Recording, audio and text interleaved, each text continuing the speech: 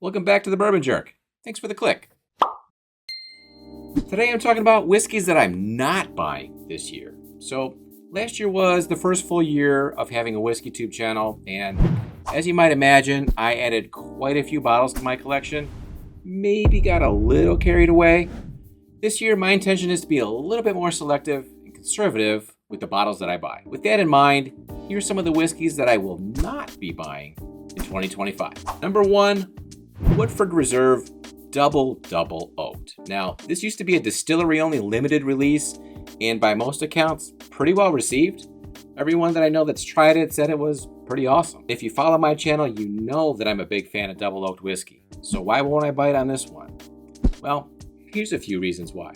First, price. It's $200. Second, non-age stated. Third, it's only 90.4 proof.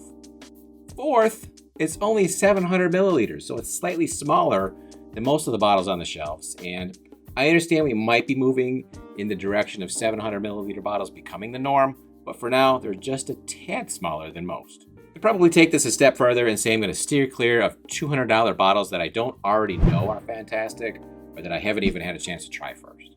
Number 2, Buffalo Trace products. Now, this can be a bit of a hot take, but hear me out.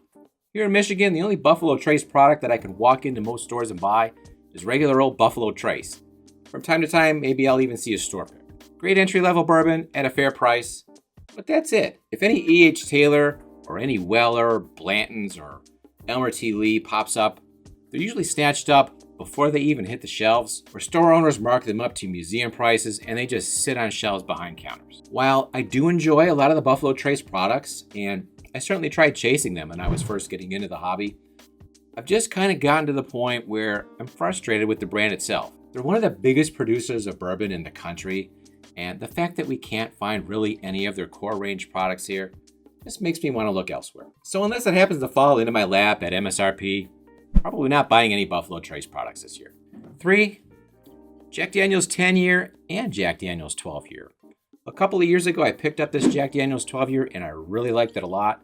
In fact, it was one of my favorite bourbons of 2023. The demand for the high age stated Jack Daniel's has been so high and made these so scarce, at least around me, that it's caused the prices to just soar. But that's not the only reason that I'm going to pass on the JD10 and the JD12 this year. Recently tried them both in different blinds, and as it turns out, I really just didn't love either of them. Certainly not enough to justify the chase and or the price. Now, one of the most anticipated bottles of this coming year is going to be the Jack Daniel's 14-year that's coming in at 125 proof.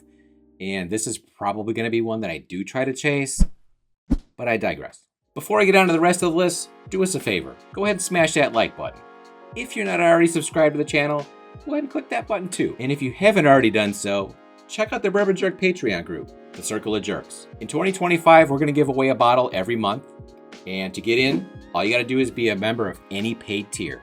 In fact, we just gave away our January bottle. Congrats again to our lucky winner. Now back to the video. Number 4 on the list is every single batch of Elijah Craig Barrel Proof. I'll preface this by saying I've never purchased an Elijah Craig Barrel Proof that I didn't like. Some I just liked a little bit better than others. For the price point, the age statement, the proof, and the experience, I think there's some of the best values on the market. There's 3 different batches that come in every year: the A batch, the B batch, and the C batch. The past few years, I've just been blindly picking them up as I come across them.